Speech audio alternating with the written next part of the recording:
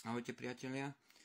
Nikdy som nenatáčal nejak na Adelu nejaké príspevky alebo komentáre, ale po včerajšom videu, alebo neviem ani kedy to vyšlo vlastne, kde sa ospravedlňuje, omlouvá všetkým za svoje klamstvá. Adela, my sme všetci vedeli, že ty nie si normálna. Všetko, čo si vravila, je klamstvo. Toto tvoje video ti zmanažoval ten tvoj Pepa, na neho aj tak ty doplatíš, lebo on presne vie, čo robí.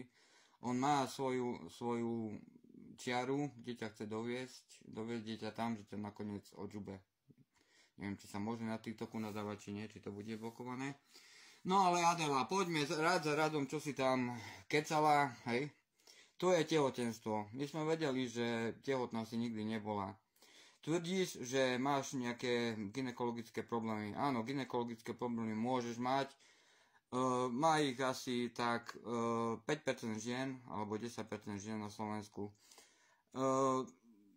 Vravela si, že si bola tehotná, že si potratila. Dobre, aj keby som to bral v pohode, dobre.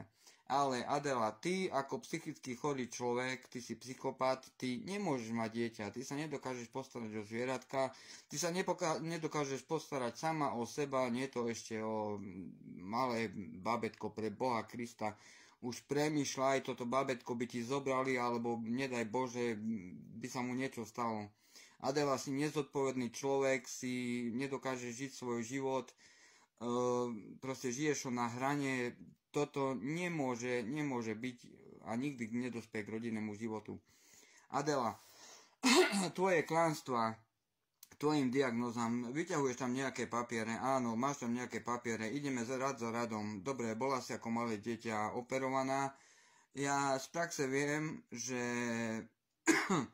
operácie u malých detí sú robené tak, aby musia byť síce pod dohľadom, teda v dispenzári, ale tie operácie sa už robia tak, aby ten človek sa vyvíjal, alebo to dieťa sa vyvíjalo normálne, hej, to sú základné vady, alebo operácie, ktoré sa robia hneď v ranom štádiu.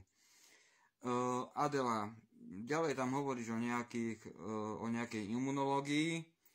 Ja robím 23 rokov v zdravotníctve, áno, imunologické problémy. Ty si používala Ventolin, ako keby...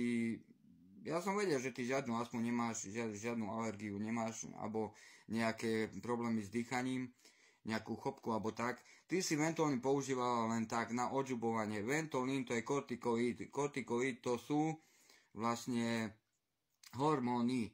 Ty ani nevieš, čo si do seba pchala. Ty si hrala divadlo a sama sebe si ubližovala. Hematológia. Adela, ty vravíš, ja som nevidel tvoje správy, ty tam ukazuješ, mávaš niečo, môžu to byť nejaké správy, neviem od koho. Adela, hematologické problémy, áno, môžeš mať chudokrvnosť, ale základný problém je v tom, že ty neješ, ty žereš somariny, ty sa nestravuješ zdravo, ty potrebuješ železo, potrebuješ vitamíny, potrebuješ natrium, kalium a ostatné veci. Adela, ty aj keby si bola tehotná, na základe toho, ako vyzeráš, ako sa stravuješ, ako žiješ, by si aj tak potratila.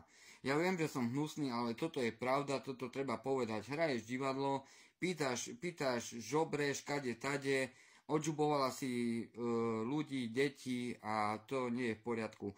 Adela, právne je to kvalifikované ako citové psychické vydieranie, je to trestný čin, je to úžera, je to podvod.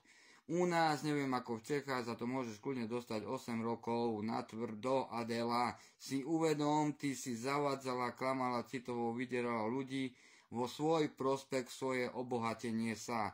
Adela, prestaň so všetkým, ty potrebuješ dlhodobo byť uzavretá na psychiatrickom oddelení, ty nemáš čo robiť sama, alebo žiť sama na slobode, alebo ja neviem, jak to mám povedať.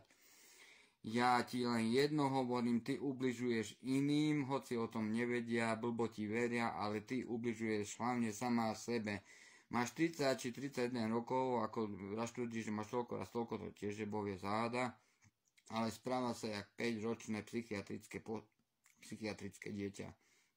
Adela, prestaň žobrať, prestaň klamať ľudí, ty si sa nezmenila, nezmeníš sa, sama sa nezmeníš. Priateľ ťa nezmení, priateľ ťa chce len využiť.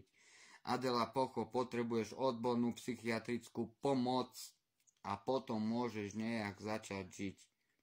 Tak zatiaľ toľko, ahojte.